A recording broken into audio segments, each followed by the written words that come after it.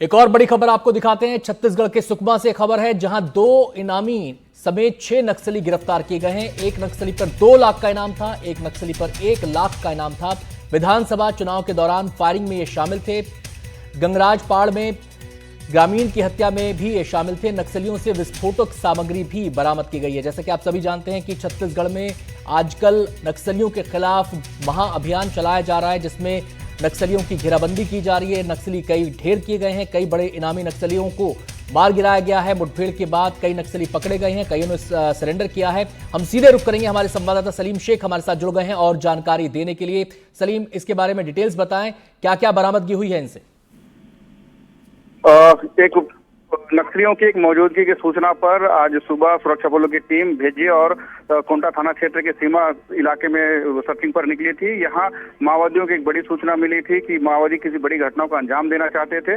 घेराबंदी करने के बाद 6 नक्सलियों को गिरफ्तार किया गया है। जब उनकी तस्दीक की गई तो 2 नक्सली इनामी पाए गए, जिस पर एक नक्सली पर 2 लाख का इनाम था और एक नक्सली पर 1 लाख का इनाम। जब इनकी पूरी डिटेल्स जब निकाले गए तो उस डिटेल्स में ये निकला कि विधानसभा चुनाव में मतदान पीटी को लूटने की घटना में शामिल थे और हाल ही में गंगराजपाड़ के जंगलों में पुलिस मुखबिर का आरोप लगाकर एक ग्रामीण की हत्या किया गया था।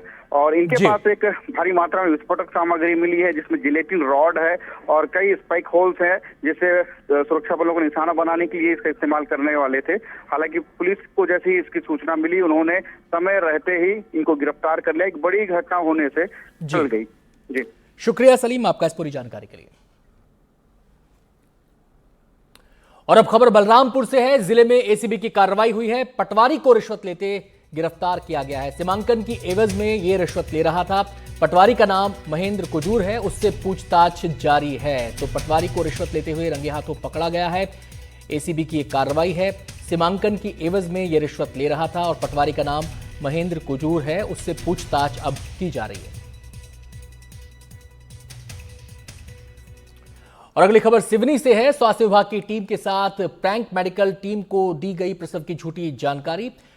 बाढ़ग्रस्त नाले के कारण नहीं पहुंची एम्बुलेंस। जलस्तर कम होने पर पैदल गांव पहुंची टीम। गांव के हालात दिखाना था ग्रामीणों का मकसद। घनसौर ब्लॉक के सालीवाड़ा गांव का ये मामला है। तो ध्यान आकर्षित करने के लिए ये पूरा का पूरा प्रपंच रचा गया।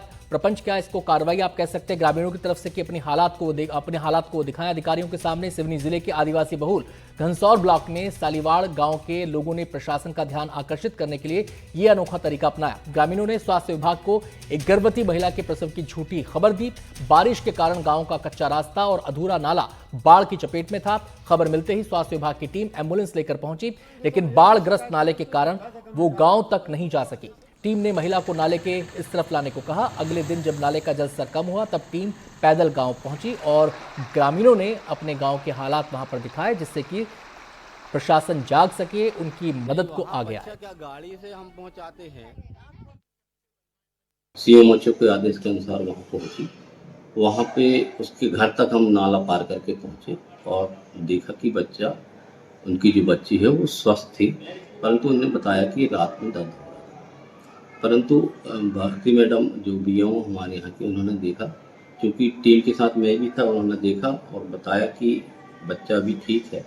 उसको सलाह दी गई कि आप खुले समय में या जब आप अभी हमारे साथ चल सकते हैं तो चलें, हम आपको जबलपुर दिखवा दें। बच्ची अभी ठीक है, उनके परिवार के लोगों ने ये स्वीकार किया।